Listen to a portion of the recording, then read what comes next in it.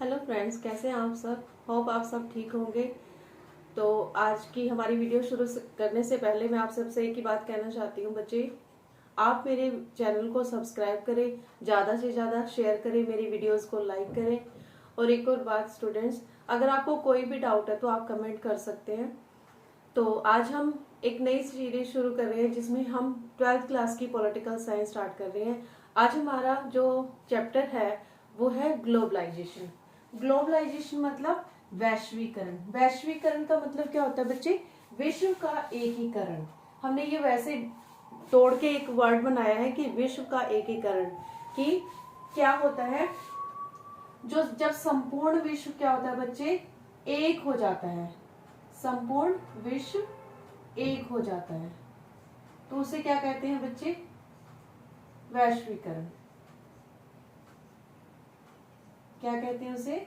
वैश्वीकरण। यानी कि पूरा का पूरा विश्व क्या है? एक हो गया है। ग्लोबलाइजेशन में क्या होता है कि सारा विश्व क्या होता है? एक बन जाना क्या कहलाता है? वैश्वीकरण कहलाता है। वैश्वीकरण का मतलब क्या होता है बच्चे? किसी एक देश की अर्थव्यवस्था का दूसरे देश की अर्थव्यवस्था से क्या हो जाता है? मिलन हो जाता है या मिलाप हो जाता है। जैसे मान लीजिए, हमारे देश की अर्थव्यवस्था कैसे बढ़ेगी? जब हम अपने देश की चीजों का ज्यादा से ज्यादा दूसरे देशों में क्या करेंगे? एक्सपोर्ट करेंगे। और उस देश की चीजें जो हमारे देश में आएंगी, मतलब जो सस्ती चीजें होंगी वो हम अपने देश में लेकर आएंगे। तो इस तरीके से क्या होगा बच्चे, हमारी जो इंपोर्ट एक्सपोर्ट की एक जो इकोनॉमिक या फाइनेंशियल आप कह सकते हो कि ग्रोथ होगी, ठीक है, तो वो क्या है? विश्व को एक कर रही है। अब मान लीजिए हमारे देश में सिर्फ एक चीज मिल रही है। मान लीजिए हमारे देश में सूती कपड़े मिलते हैं ना, कॉटन के जो क्लॉथ्स हैं वही मिल रहे हैं। अब विंटर्स आ जाती हैं तो हमें वुलन क्लॉथ्स की नीड है। तो हम क्या करेंगे बच्चे? हम उन चीजों को क्या करेंगे? दूसरे देशों से क्या करेंगे? मंगवाएंगे, यानी कि हम उसका आयात करवाएंगे, है ना। यानी कि वो चीज हमारे देश में क्या है? आ गई है। तो इस तरीके से अगर किसी और देश को कॉटन क्लॉथ्स की नीड है तो हम वहां पर भेज सकते हैं। अब मान लीजिए अगर हमारे पास वुलन क्लॉथ्स नहीं है तो वो वुलन क्लॉथ्स लेने के लिए हम यूरोप तो नहीं जाएंगे ना। तो इस तरीके से क्या है बच्चे, एक देश का दूसरे देश के साथ क्या होता है? एक कनेक्शन होता है, या आप कह सकते हो इंपोर्ट एक्सपोर्ट का जो कार्य होता है वो उन दोनों के बीच में होता है, जिसकी वजह से क्या है? जिंदगी बहुत सुविधाजनक हो जाती है ना। लाइफ बहुत अच्छी हो जाती है, ताकि हमें क्या होता है कि कोई भी चीज लेनी है तो हमें दूसरे देश ना जाना पड़े। क्योंकि बड़ी बड़ी कंपनीज है ना जो भारत से अमेरिका में व्यापार करती हैं और अमेरिका से भारत में, एक छोटा सा एग्जांपल है। तो इस तरीके से क्या होता है बच्चे, पूरा विश्व क्या हो जाता है? एक हो जाता है। राइट। अब एक परिभाषा से समझते हैं हम। एक डेफिनेशन है बच्चे, वो क्या है? विश्व के सभी देश अपना अपना विकास करने के लिए एक दूसरे से मिल जाते हैं और एक हो जाते हैं। ये एक होने की प्रक्रिया क्या कहलाती है बच्चे? वैश्वीकरण कहलाती है। यानी कि ये क्या कह रहा है कि जब हमें अपने देश का विकास करना है ना, डेवलपमेंट करनी है ना, तो हम एक दूसरे से क्या करते हैं? मिल जाते हैं, एक हो जाते हैं। और एक होने की प्रक्रिया वैश्वीकरण कहलाती है। अब मान लीजिए कोई इंटेलिजेंट स्टूडेंट है, राइट, उसको सारे सब्जेक्ट बहुत अच्छे से आते हैं। आपको किसी क्वेश्चन में डाउट है तो आप उसकी हेल्प ले सकते हो कि डियर फ्रेंड मुझे इस क्वेश्चन में प्रॉब्लम है, आप मेरी हेल्प कर दीजिए। तो क्या होगा बच्चे? वो आपकी हेल्प करेगा। इट मींस आपका क्या हुआ? उस टॉपिक में, उस सब्जेक्ट में क्या हो गया? डेवलपमेंट हो गया। तो इसी तरीके से क्या कह रहा है, पूरा विश्व एक दूसरे के साथ मिल जाता है और एक हो जाते हैं। इस एक होने की प्रक्रिया को क्या कहते हैं? हम ग्लोबलाइजेशन कहते हैं। राइट। अब ये कारण कौन कौन से हैं वैश्वीकरण के कारण? लाइक संचार साधन, ठीक है, टेलीफोन, टेलीग्राम, इंटरनेट आदि ने पूरे विश्व को क्या कर दिया? एक कर दिया है। कैसे कर दिया बच्चे? अब मैं यहाँ पर हूँ और फॉरेन में मेरा कोई फैमिली मेंबर है तो मैं वहां पर क्या है? कॉल कर सकती हूँ, इंटरनेट के थ्रू उनसे बात कर सकती हूँ, वीडियो कॉल कर सकती हूँ। तो ये चीजें क्या है? हमारी आज की लाइफ में हमारी लाइफ को और ज्यादा इजी बना रही है, हमें सुविधा दे रही है। राइट। तो इस तरीके से वैश्वीकरण का एक कारण ये भी है कि ये सब चीजें अगर हमारी लाइफ में नहीं होती तो क्या हम एक जगह बैठे हुए दूसरे जगह बैठे हुए व्यक्ति से बात कर पाते? नहीं, ऐसा पॉसिबल ही नहीं था। तो ये सारी चीजें क्या है बच्चे? इनका धीरे धीरे क्या हुआ है? डेवलपमेंट हुआ है और पूरा विश्व क्या हो गया है? एक हो गया है। ठीक। उसके बाद प्रौद्योगिकी एवं विश्वव्यापी जुड़ाव के कारण आज पूरी दुनिया एक वैश्विक ग्राम बन गई है। प्रौद्योगिकी विश्वव्यापी। इट मीन्स यहाँ पर क्या कह रहे हैं बच्चे, आईसीटी की बात हो रही है कि जो इंफॉर्मेशन कम्युनिकेशन और टेक्नोलॉजी है ना, वो इतनी फास्ट हो गई है कि आज पूरी की पूरी दुनिया एक वैश्विक गांव बन गया है। गांव कैसे बन गया बच्चे, हम गांव में रहते हैं तो क्या होता है कि हमें पूरी गांव की नॉलेज होती है कि उस घर में वो व्यक्ति रहता है, वहां पर इतने मेंबर रहते हैं, तो पूरा विश्व एक गांव बन गया। इट मीन्स हमें क्या है, सारे देशों की क्या हो गई है, नॉलेज हो गया। और आज का जो हमारा टाइम है इंटरनेट पे इतना वास्ट हो गया ना स्टूडेंट्स, कि हमें हर चीज की नॉलेज होती है। ठीक, कि हमारे जो यूरोप है वहां पर हमें किस चीज की सुविधा मिल रही है, या वहां पर क्या चीजें होती है, वहां पर किस चीज की टेक्नोलॉजी है, या कौन सी टेक्नोलॉजी वहां पर डेवलप हो रही है। लाइक हम जापान का एग्जाम्पल लें तो वहां पर क्या है, इतनी बड़ी बड़ी जो ये हमारे हाथ में रहते हैं ना, मोबाइल फोन या टीवी, तो जापान क्या है, बहुत अच्छी टेक्नोलॉजी का एक आप कह सकते हो कि एक देश है। ठीक है, पर्यावरण की वैश्विक समस्याओं, जैसे पर्यावरण की समस्याएं होती है ना, विश्वव्यापी समस्या होती है। जैसे सबसे बड़ी समस्या तो हमने अभी देखी ही थी, कोविड जब आया था तो पूरा विश्व क्या है, एक महामारी से जूझ रहा था। उससे पहले या आज भी हम जो फेस कर रहे हैं वो क्या है, ग्लोबल वार्मिंग।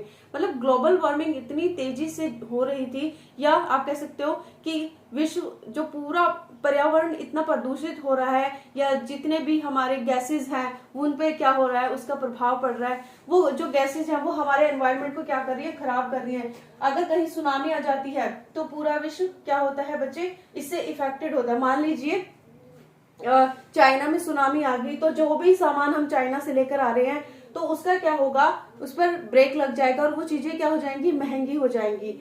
बर्ड फ्लू है, ग्लोबल वार्मिंग है, कोविड है, इन सबसे निपटने के लिए भी क्या होता है, पूरा विश्व एक हो जाता है।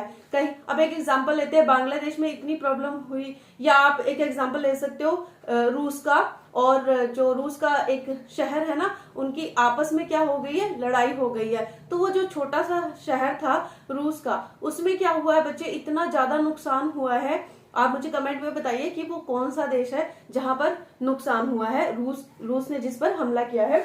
तो वो क्या है बच्चे, अब वहां पर इतना नुकसान हो गया, तो विश्व क्या कर रहा है कि एक हम ह्यूमन राइट्स की बात करते हैं ना, ह्यूमैनिटी के अकॉर्डिंग वो चीज ठीक नहीं है, तो उस चीज को ध्यान में रखते हुए क्या करना चाहिए, हमें उनकी हेल्प करनी चाहिए।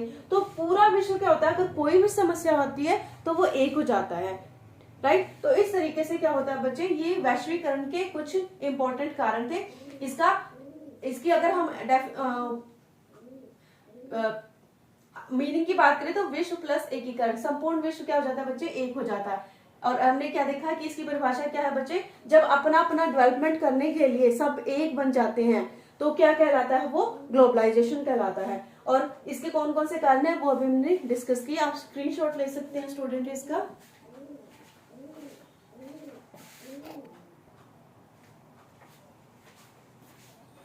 ये स्टूडेंट, कैरेक्टरिस्टिक्स ऑफ ग्लोबलाइजेशन कौन कौन सी है बच्चे, एक तो है मुक्त व्यापार। इट मीन्स क्या है, इनकी कैरेक्टरिस्टिक्स जानने से पहले मैं आपको एक एग्जांपल एक बात डिस्कस करना चाहती हूँ जो आपकी 12th क्लास की बुक में है। उसमें एक लता और राहुल का एग्जांपल दिया हुआ है कि जो लता है वो क्या है, इंटरनेशनल कंपनी में जॉब करती है और वहां उसे क्या बुलाया जाता है, लारा बुलाया जाता है। राइट, लारा क्या है बच्चे, वो बहुत सारे लोगों से बातचीत करती है इंटरनेट के थ्रू, या आप कह सकते हो कि जो उसकी लैंग्वेज है, अमेरिका की कंपनी में वो क्या करती है, जॉब करती है, और उसी के अकॉर्डिंग उसे हॉलीडेज मिलती है, सैलरी मिलती है। और क्या है बच्चे, वो उन लोगों के लिए काम कर रही है जिन्हें वो जानती भी नहीं है। तो इस तरीके से एक लारा का एग्जाम्पल है। इट मीन्स क्या है कि जो पूरा विश्व है, आप ये कह सकते हो कि जो लता है वो भारत की रहने वाली है, और किस तरीके से वो इंटरनेशनल कंपनी में जॉब कर रही है। कौन, लता। और एक है राहुल।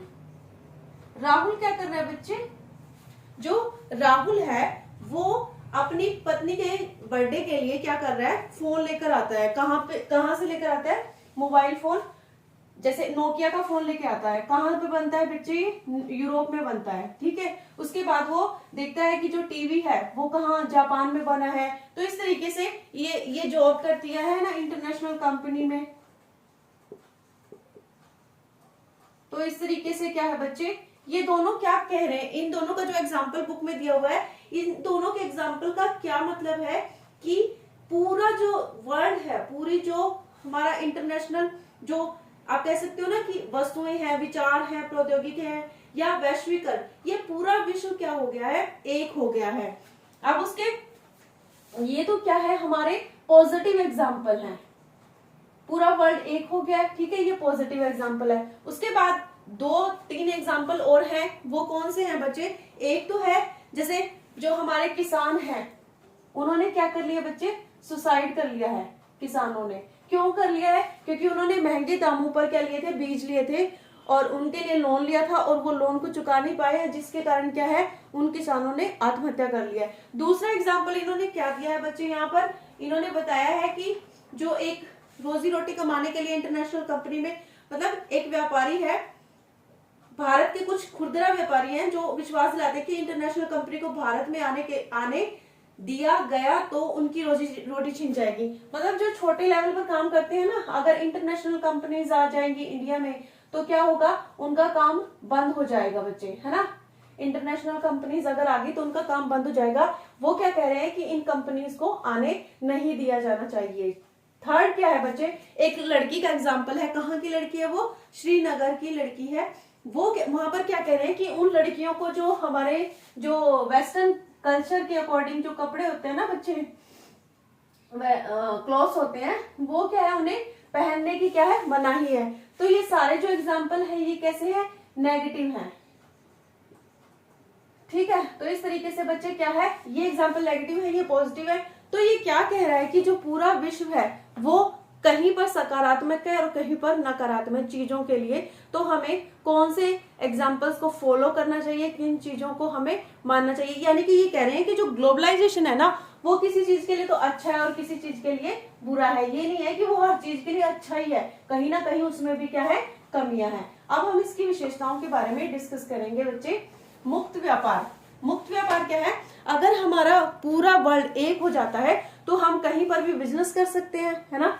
यानी कि ये क्या कह रहा है कि बिजनेस कर सकते हैं। वो कैसा बिजनेस हो सकता है, हमारा जैसे इंपोर्ट एक्सपोर्ट होता है ना, वो क्या होगा, एक देश से दूसरे देश पर जब हमारी चीजें जाएंगी तो क्या होंगी, उन पर जो टैक्स फ्री होगा, सब कुछ क्या होगा, टैक्स फ्री होगा। तो उससे क्या होगा, हमारे देश को भी फायदा होगा और उनको भी फायदा होगा। तो मुक्त व्यापार हम कर सकते हैं एक दूसरे के साथ, कैसे, ग्लोबलाइजेशन के वे से। सेकेंड थिंग इन्होंने क्या कहा है, क्या विभिन्न आर्थिक घटनाएं, यानी कि जो आर्थिक घटनाएं होती है ना बच्चे, जैसे मंदी है, तेजी है, महामारी, HIV, एड्स, एंथ्रेक्स, इस जैसी कितनी ही प्रॉब्लम आती है ना बच्चे, इन सभी मामलों का विश्व सहयोग से क्या, वैश्वीकरण के कारण ही मतलब जो विश्व का अगर हमें सहयोग मिलेगा तो जितनी भी घटनाएं होती हैं, चाहे मंदी की हो, कोई महामारी हो, है ना, HIV, एड्स हो, तो इस तरीके की जितनी भी प्रॉब्लम होती है, पूरा वर्ल्ड क्या होगा, एक हो जाएगा और उन प्रॉब्लम का क्या करेगा, सॉल्यूशन करेगा। ये क्या है, विशेषता है कि ग्लोबलाइजेशन एक होने का क्या फायदा है, पूरा विश्व एक होने का क्या फायदा है, देशों में जुड़ाव। अब एक देश अगर दूसरे देश के साथ क्या होगा, मिलकर कोई काम करेगा, सहयोग से कोई कार्य करेगा, तो उन दोनों के बीच में क्या होगा, जुड़ाव होगा, उन दोनों का जो कम्युनिकेशन है वो क्या होगा, अच्छा होगा। तो इस तरीके से इन्होंने कहा है, मान लीजिए जैसे भारत बहुत सारी डील आज के टाइम में कर रहा है, हमारे जो प्राइम मिनिस्टर हैं नरेंद्र मोदी सर, जो मतलब बहुत अच्छे कार्य कर रहे हैं, उससे क्या हो गया, पूरा विश्व एक हो गया, जुड़ गया है। हमने क्या किया है, रूस के साथ, USA के साथ और बहुत सारे ऐसे देश हैं जैसे जापान है, तो इन सब के साथ हमने कोई ना कोई डील साइन की है। किस वजह से, ताकि हमारा क्या हो, हम विकासशील देश से विकसित देश बन सके। तो इस तरीके से बच्चे एक दूसरे देश में क्या होता है, जुड़ाव होता है। सभ्यता, संस्कृति, हमारा जो कल्चर है, जो भारतीय कल्चर है, अभी आपने कुंभ मेले का सबसे बड़ा एग्जांपल देखा कि वहां पर लोग दूर दूर से आकर क्या कर रहे हैं, स्नान कर रहे हैं कुंभ का। तो कुंभ मेले में आकर आप देख रहे होंगे कि इतने बड़े जो मतलब लोग हैं जो बड़ी बड़ी कंपनीज में जॉब करते हैं या वर्ल्ड में बहुत बड़ी पोस्ट पर है, वो भी क्या है, हमारे कल्चर को सैल्यूट कर रहे हैं या उसको अडॉप्ट कर रहे हैं। हमारे जो कल्चर है, खाना है, हमारा जो पहनावा है, उसको क्या कर रहे हैं, अडॉप्ट कर रहे हैं, उसको रिस्पेक्ट कर रहे हैं। योगा सबसे बड़ा एग्जाम्पल है आज के टाइम में कि जो योग है, पूरा विश्व इसको क्या कर रहा है, फॉलो कर रहा है बच्चे। तो ये सबसे बड़ा एग्जाम्पल है। शिक्षा व चिकित्सा, आपको पता है एजुकेशन और जो हमारा चिकित्सा जो डिपार्टमेंट है, ठीक है, जिसमें डॉक्टर्स होते हैं, तो बच्चे जो एजुकेशन है और चिकित्सा, हमारे इंडिया के जो एजुकेटेड लोग हैं, वर्ल्ड में इतनी एजुकेशन किसी के पास नहीं है, इतनी नॉलेज किसी के पास नहीं है। आपको पता है जितने भी बड़े बड़े साइंटिस्ट है ना, जितने भी बड़े बड़े साइंटिस्ट वैज्ञानिक हैं, वो सारे कहाँ से हैं बच्चे? मोस्टली इंडिया से हैं। डॉक्टर्स जो जॉब कर रहे हैं ना फॉरेन कंट्रीज में, वो सारे कहाँ से हैं? इंडिया से है। तो जो वैश्विक, मतलब कहने का एग्जाम्पल ये है कि जो भारत देश है उसके जो व्यक्ति हैं वो जगह जगह जाकर क्या कर रहे हैं? अपनी सुविधाएं दे रहे हैं। तो इसके बाद है व्यवसाय। बिजनेस में भी क्या होगा बच्चे? अगर हम बिजनेस करेंगे एक देश के दूसरे देश के साथ, तो क्या होगा? बिजनेस से बढ़ोतरी होगी ना।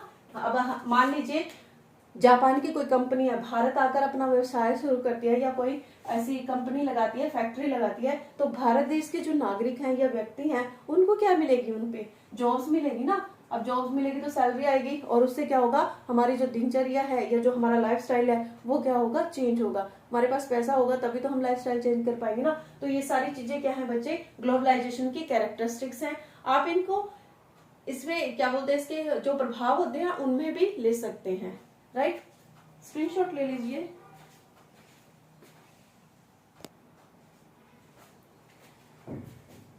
वैश्वीकरण के परिणाम या प्रभाव क्या होते हैं बच्चे? ये देखो बच्चे, मोस्ट इंपॉर्टेंट क्वेश्चन है आपका जो 12th बोर्ड का एग्जाम है, इसमें से क्वेश्चन जरूर पूछा जाएगा कि जो ग्लोबलाइजेशन के कॉन्सिक्वेंसेस हैं, परिणाम है, प्रभाव है, वो क्या है। तो सबसे पहले हमारा जो हेडिंग होगा वो होगा राजनीतिक परिणाम या प्रभाव। देखिए स्टूडेंट्स, मैंने अभी डिस्कस किया था कि जो पॉलिटिकल वे से अगर हम देखें, राजनीतिक प्रभाव क्या पड़ेंगे ग्लोबलाइजेशन का, क्या प्रभाव पड़ेगा बच्चे? सबसे बड़ा प्रभाव तो हमारे पास यही पड़ेगा कि पूरा विश्व एक गंभीर जो राजनीतिक होती है ना, उस तरीके का परिणाम सोच सकता है। सरकारों की इच्छा अनुसार कार्य करने की क्षमता को कम करके राज्य की क्षमता को बढ़ाया है। यानी कि अब सरकार को इम्पोर्टेंस नहीं दी है, किसको दी है बच्चे? राज्य को। और राज्य में कौन रहते हैं? भारत देश के, हम भारत का एग्जाम्पल लेते हैं, भारत देश के नागरिक रहते हैं। तो उन नागरिकों को क्या होगा? उसका फायदा होगा। आज आपको राइट टू इन्फॉर्मेशन है, ठीक है, राइट टू एजुकेशन है, ये जो जितने भी आपको राइट्स मिले हुए हैं ना, तो ये क्या है? हमारे अधिकार हमें मिले हुए हैं। और इंटरनेशनल लेवल पर या ग्लोबलाइजेशन लेवल पर आप क्या देखते हो बच्चे कि जो विदेशी आक्रमण होते हैं या उन हमारी जो सुरक्षा है, ठीक है, विदेशों के साथ हमारे कैसे संबंध हैं। अगर हमारे विदेशी लोगों के साथ या विदेशों के साथ संबंध अच्छे हैं तो क्या होगा? हमारा उस देश के साथ अच्छा क्या होगा? रिश्ता होगा। पहले मैंने आपको जब इकोनॉमिक्स कराया था तो आपको एक एग्जांपल देता है कि जो पाकिस्तान है पहले क्या करता था? वो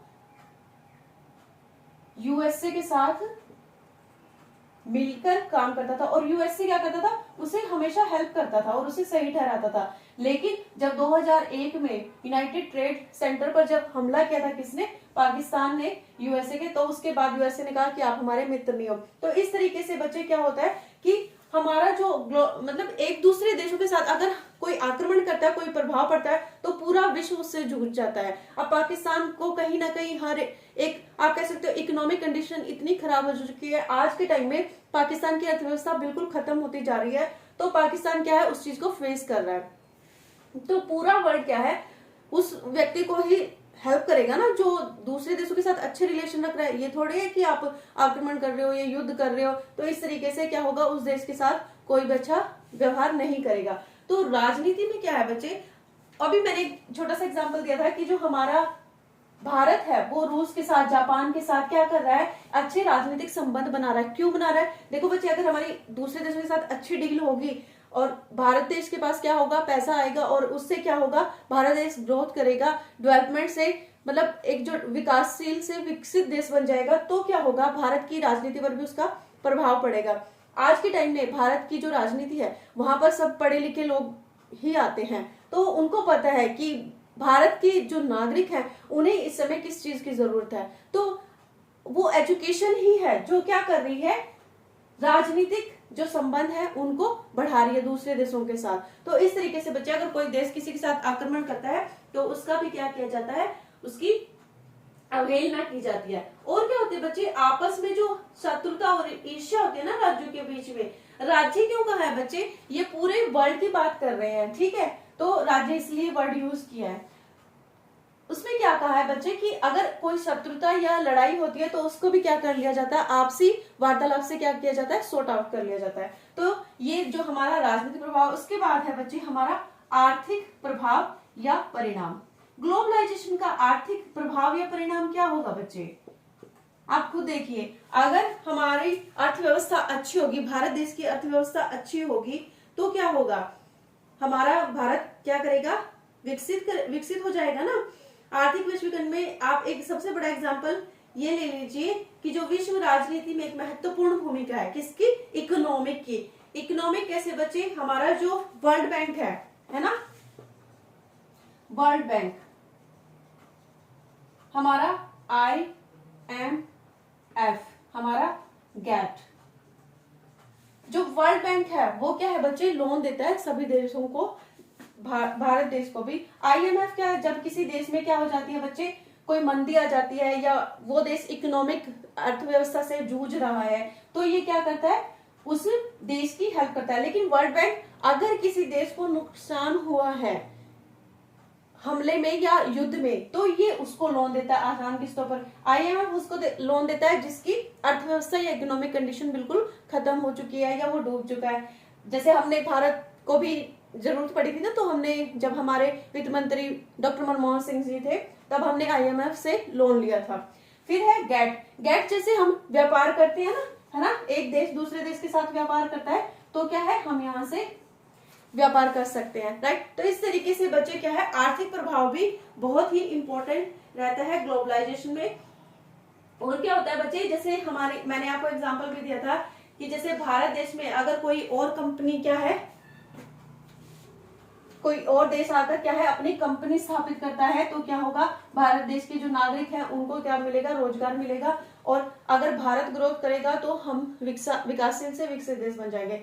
और चीज क्या है बच्चे इसमें कि हमारा जो वस्तुओं का आदान प्रदान होता है ना, जब हम ट्रेड करते हैं, व्यापार करते हैं, आदान प्रदान करते हैं चीजों का, तो उससे क्या होता है बच्चे, हमारा जो चीजें हैं यानी कि इंपोर्ट एक्सपोर्ट हमारा क्या होता है, बढ़ जाता है। लेकिन अगर हम एक्सपोर्ट करें चीजों को तब हमारे देश की क्या है, GDP भी बढ़ जाती है। तो इस तरीके से बच्चे जो इंपोर्ट से ज्यादा हमारा एक्सपोर्ट इंपॉर्टेंट रहता है अगर हमें आर्थिक रूप से मजबूत होना है।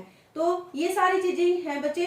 और क्या है बच्चे, आज के टाइम में अगर एक देश दूसरे देश के साथ कोई इंपोर्ट एक्सपोर्ट कर रहा है ना तो उस पर कोई टैक्स नहीं होना चाहिए, मतलब टैक्स फ्री कर दिया है कि इन चीजों पर आपका टैक्स फ्री है, ठीक है। तो वो चीजें क्या होती हैं बच्चे, हम मतलब सस्ती मिल जाती है और फिर क्या होता है, हम भारत देश में उन चीजों को क्या है सस्ती खरीद ले आते हैं और उससे क्या होगा, हमारा भारत देश का जो इकोनॉमिक या आर्थिक प्रभाव, वो भारत देश पर क्या है, आर्थिक प्रभाव पड़ेगा। तो इस तरीके से पूरा विश्व क्या हो जाएगा, आर्थिक रूप से एक हो जाएगा और जन कल्याण की भावना को बढ़ावा मिलेगा, ठीक है। नेक्स्ट हमारा है बच्चे कल्चर।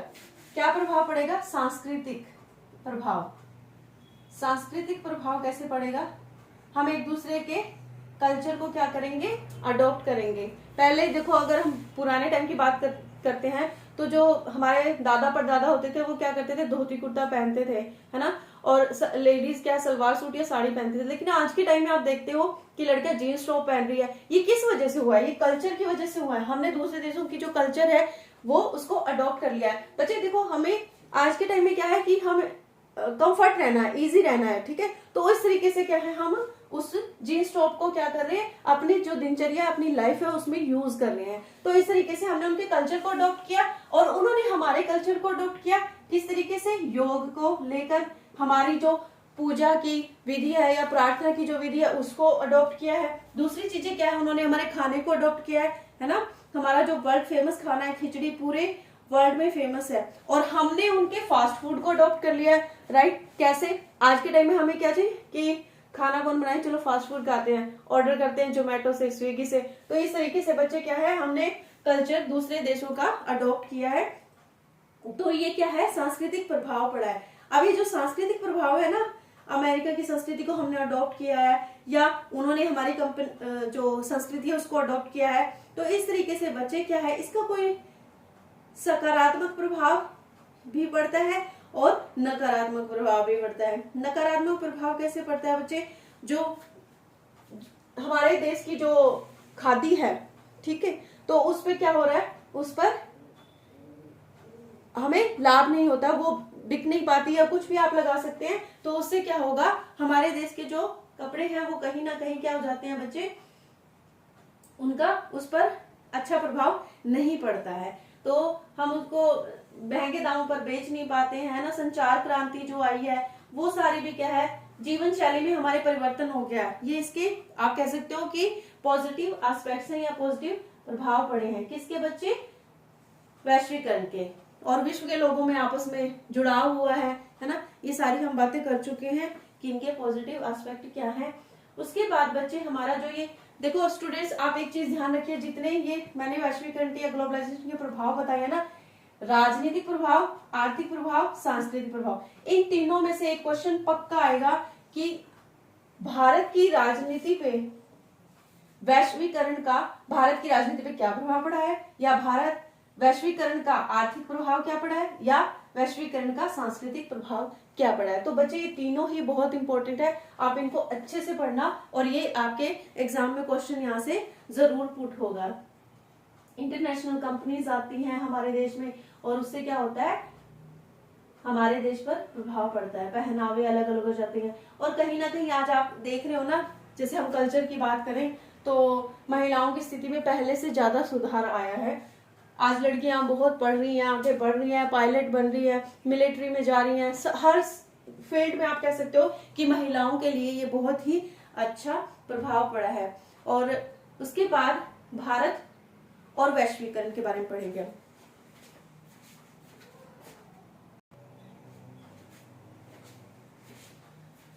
भारत और वैश्वीकरण, संरक्षणवाद की नीति। बच्चे ये क्या थी, जब भारत आजाद हुआ था 1947 की हम बात कर रहे हैं, तो भारत ने क्या किया था कि हम किसी भी देश के